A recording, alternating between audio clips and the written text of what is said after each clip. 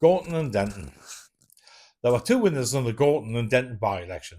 First were the Greens, who won the seat from Labour, in which was their first ever victory in a Westminster by-election. And the other was Reform, who were delighted to overtake Labour in the poll to end in second place. It's worth remembering that Labour won the seat in 2024 general election, taking the constituency comfortably with a 13,000 majority and 50% of the vote. But oh, how times have changed. Green candidate Hannah Spencer, 34, not only grabbed the seat, she overturned it with a 40% share of the vote and a 4,402 majority. Reform, in second place with its candidate Matt Goodwin, managed a 28% result, and Labour hopeful Angelica Stogia trailing behind with 25%.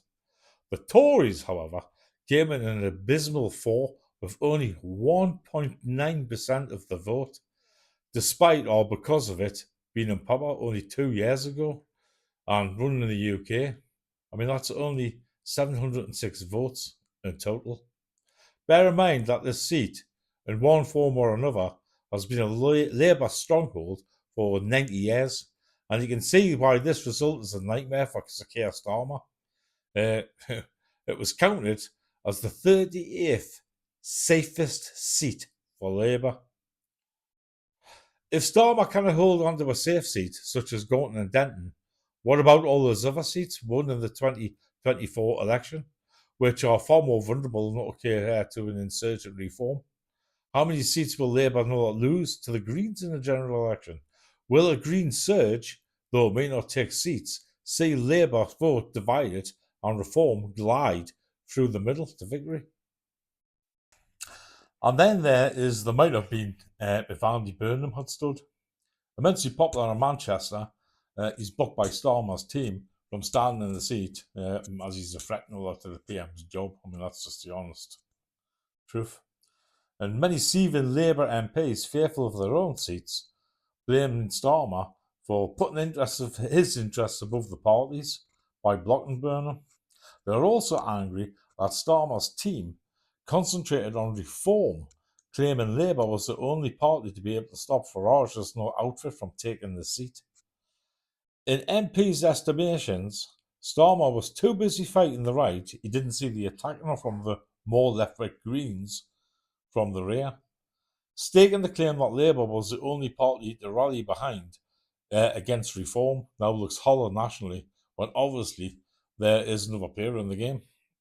However, despite not all the U-turn scandals and his personal popularity racing even further to the bottom, and his calls from senior Labour beasts such as Anna Sarwar, leader of the Scottish Labour wing, I believe Starmer will survive at least till May. Why? Well, despite the deep grumblings and anger, Labour MPs know it will be basically more destructive to ditch Lord Starmer before the devolved elections and in Wales and Scotland, but also the mayoral elections, which are taking place at the same time. In other words, despite the political disaster that seems to be engulfing Starmer, not least the Mandelson and Epstein affair, it will be far worse with 2 months to go to actually ditch the leader. As for the Greens, well, let's be honest, I mean, as far as they're concerned, this is actually a stunning victory. But it won't all be repeated in the majority of seats because they won't be able to play the same sectarian, pro-Palestinian card that they actually played in Gorton and Denton. In fact, in some seats, it would actually be detrimental to their cause if they did attempt to replicate the same tactics as they did in the last by-election. Also, Labour is now well aware that it cannot be complacent to the threat of the Greens, and they'll have to start to level more of its guns to its exposed left flank. We're already seeing this with Starmer refusing to join the air attacks on Iran. He knows that joining Israel and attacking Iran will be political poison back home on the home front, and the very seats that he has to actually win if he wishes not to retain, and against the seats against the Greens. Those were large Muslim populations, places that were considered to be safe Labour strongholds in the past. So expect Labour to march left. For Reform, the Gorton and Denton by-election was a victory, even if they didn't actually win the seat. As a target seat, Gorton and Denton is ranked 440th out of 650 possible constituency wins. They never thought they would actually win going into the by-election, but they were delighted as the days went ticked by, as it became clear that it was a two-way race between them and the Greens.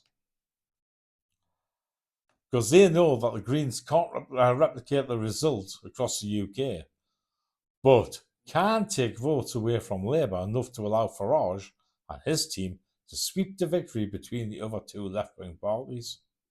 In other words, Starmer's been flanked by two dynamically different forces that will squeeze Labour from both sides. If Labour do badly in May, then you'll see the hidden eyes out in the light as Starmer faces his Caesar moment in an Ides of May reckoning.